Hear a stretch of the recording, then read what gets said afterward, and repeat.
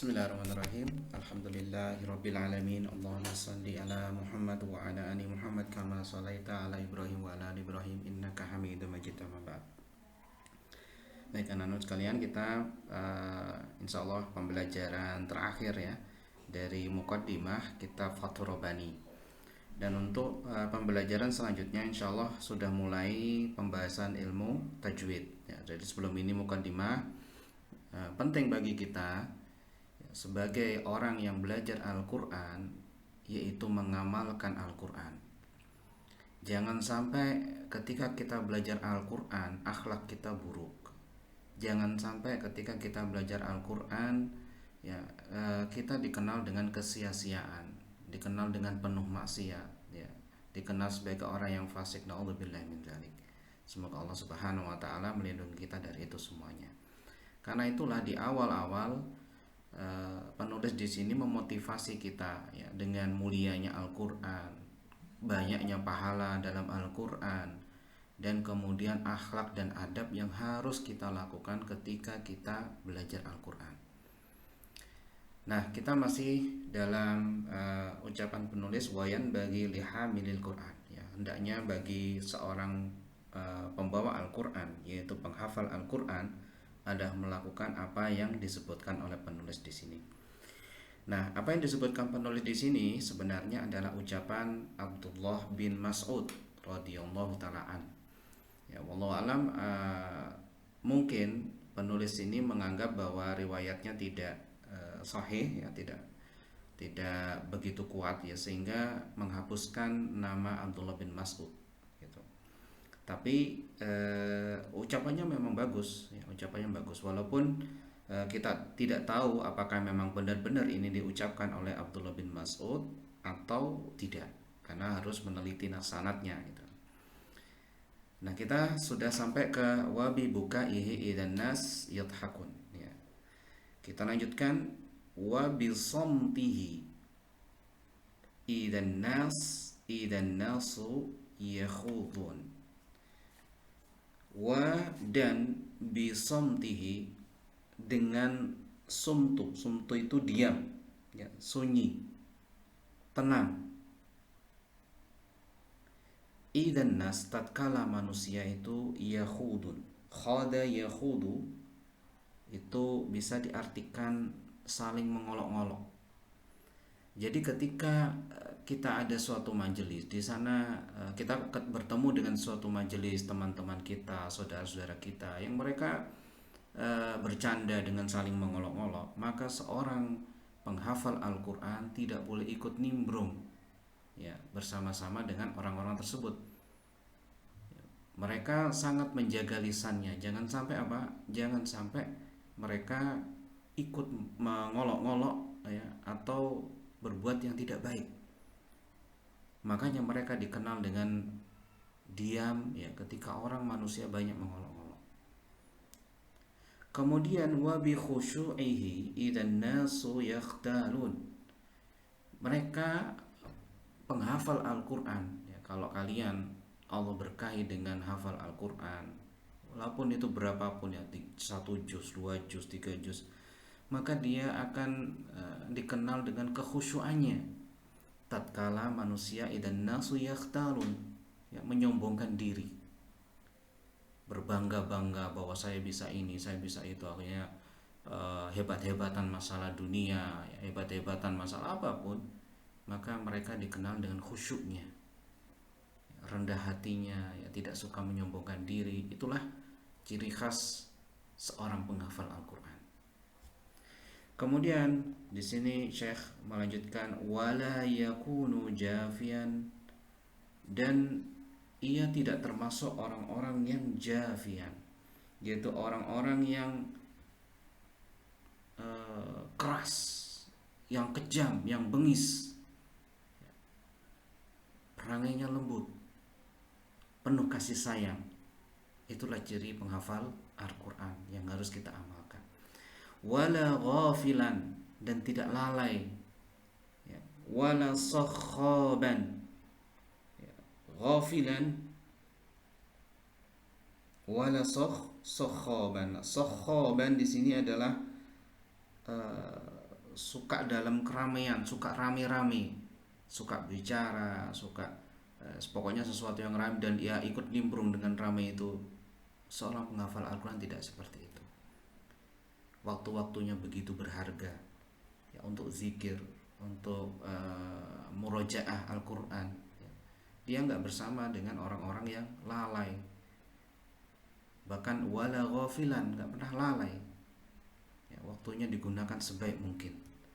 Wa an yakuna mutawadi'an, dan ia termasuk mereka orang-orang yang menghafal Al-Quran adalah orang-orang yang tawadhu, orang yang rendah hati, lis-salihin, di hadapan orang-orang soleh, wa ahlul khair wal masakin, dan juga orang-orang yang berbuat baik dan orang-orang miskin.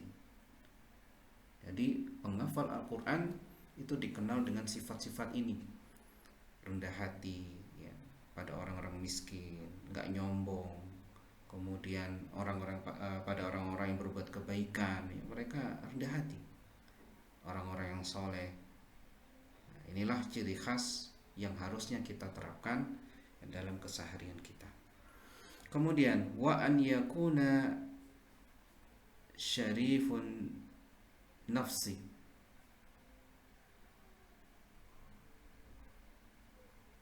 dan jiwanya itu adalah jiwa yang mulia. La hajatan lahu ila ahadin, dia tidak membutuhkan seseorang pun, dia nggak minta-minta pada seseorang pun, jiwanya mulia. Fahajatuhu, maka ia hanya membutuhkan faqat ilal wahidil ahad, pada yang maha tunggal. Ia hanya membutuhkan hanya Allah saja ya, dia tidak butuh orang lain, dia tidak minta-minta kepada orang lain, dia hanya minta kepada Allah.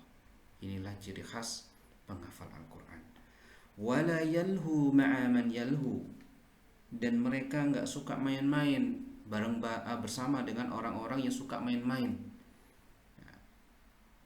Ketika ada orang ngegame ya, dia tidak suka dengan ngegame, karena dia suka lebih memanfaatkan waktunya untuk kebaikan. Dia tahu bahwa waktu-waktunya itu sangat berharga. Karena itu seorang penghafal Al-Quran ya, tidak suka waktunya terlewat tanpa ada kebaikan di sana. Wala yashu ma'a man yashu, dan mereka tidaklah lalai bersama orang-orang yang lalai. Kemudian wala yalghu ma'a man yalghu, mereka nggak suka kesia-siaan ya, ucapan yang sia-sia mereka tidak suka. Ketika orang-orang banyak mengucapkan ucapan yang sia-sia ya, dia tidak berkumpul di situ. Dia lebih banyak diam, karena tahu ucapannya akan dipertimbangkan, akan diperhitungkan oleh Allah Subhanahu wa taala. Ya, Masya Allah ya. La yalhu ma'a man yalhu, wa la yashu ma'a man yashu, wa la yalhu ma'a man yalhu. Kemudian Asy-Syaikh di sini terakhir menjelaskan, faya ma'syaral qura, wahai para pembaca Al-Qur'an, wahai penghafal Al-Qur'an, irfa'u ru'usakum, dongakkan kepala-kepala kalian. Faqad wadaha lakum at-tariq, sudah jelas bagi kalian jalan untuk menuju surga. Jalanmu sudah jelas ketika kalian memilih sebagai penghafal Al-Quran, maka jalanmu sudah jelas dan tujuanmu sudah jelas. Faqad wadaha lakum at-tariq, gak perlu butuh dengan orang lain, mintalah kepada Allah Subhanahu wa ta'ala.